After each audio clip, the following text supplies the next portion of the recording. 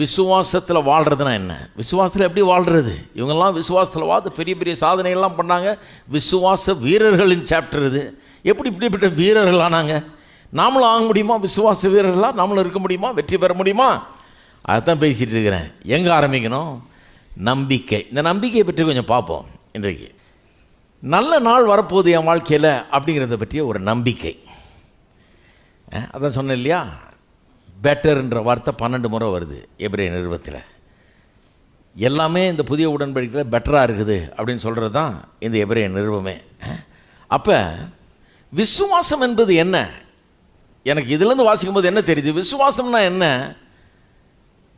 நான் இப்போ இருக்கிற நிலையிலிருந்து இன்னொரு பெட்டர் நிலைக்கு நான் செல்ல முடியும் என்கிற ஒரு நம்பிக்கையில் தான் விசுவாசம் ஆரம்பிக்கிறது.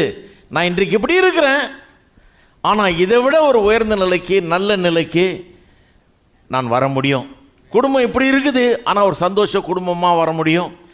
என் தொழில் அவ்வளோ ஒன்றும் பிரமாதமாக இல்லை, சம்பாத்தியம் ஒன்றும் பிரயோஜனம் இல்லை, கைக்கும் வாய்க்கும் எட்டலை. எப்படி சொல்லுவாங்க அது?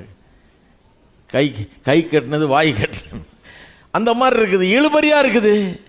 ஆனால் நல்ல காலம் வருகிறது என்று நான் நம்புகிறேன். நாளைக்கு நல்ல காலம் வரும்னு நான் நம்புகிறேன். இதை விட நல்ல பெட்டருக்குள்ளே பிரவேசிக்கிறதுக்கு தான் விசுவாசம். அவர் அதான் சொல்கிறாரு. பழைய ஏற்பாடு இவங்க பெரிய பெருமை பாராட்டுறாங்க, பழைய ஏற்பாடை பற்றி, மோசே, ஆரோனு, தேவாலயம், அது இதுன்றாங்க. அதை விட இது எவ்வளோ பெட்டர்ப்பா, தேவகுமாரனை இறங்கி வந்துட்டாரு, ரத்தத்தை சிந்துட்டாரு, ரட்சிப்பை கொடுத்துட்டாரு, எல்லாத்தையும் நமக்கு சொந்தமாக்கிட்டாரு. இது எவ்வளோ பெட்டர்.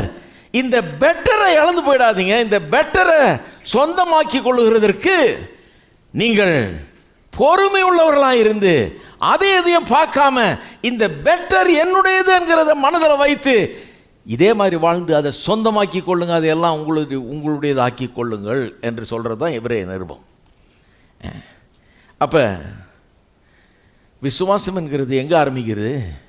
இன்றைக்கி இருக்கிறத விட நான் பெட்டராக இருக்க முடியும் அப்படிங்கிற ஒரு நம்பிக்கையில் தான். ஒரு சின்ன நம்பிக்கை உள்ளே வருது பாருங்கள். நான் இப்படி இருக்கிறேன், நாளைக்கு கண்டிப்பாக பெட்டராக, இப்போ தான் ஆரம்பிச்சிருக்கிறேன், நான் கண்டிப்பாக பெட்டராக இருப்பேன். எத்தனை பேருக்கு அந்த நம்பிக்கை இருக்குது? காசு இருக்குதான்னு கேட்கல, நான் எவ்வளோ முதலீடு வச்சுருக்கீங்கன்னு கேட்கல. ஒரு 10 லட்சம் இருக்குமா? மாமா தருவாரா, சித்தப்பா தருவாரா, பெரியப்பா தருவாரான்னு கேட்கல. நான் சொல்கிறேன், நம்பிக்கை இருக்கிறதா? ஒரு நயா பைசா இல்லைன்னா கூட நம்பிக்கையாவது இருக்குதா? ஹலோ, நாளைக்கு என்னுடைய வாழ்க்கை இன்றைக்கு இருக்கிறத காட்டிலும் நல்லதாக இருக்கும். நான் பொறுமையோடும் ஆறுதலோடு முன் செல்ல போகிறேன், விசுவாசத்தில் வாழ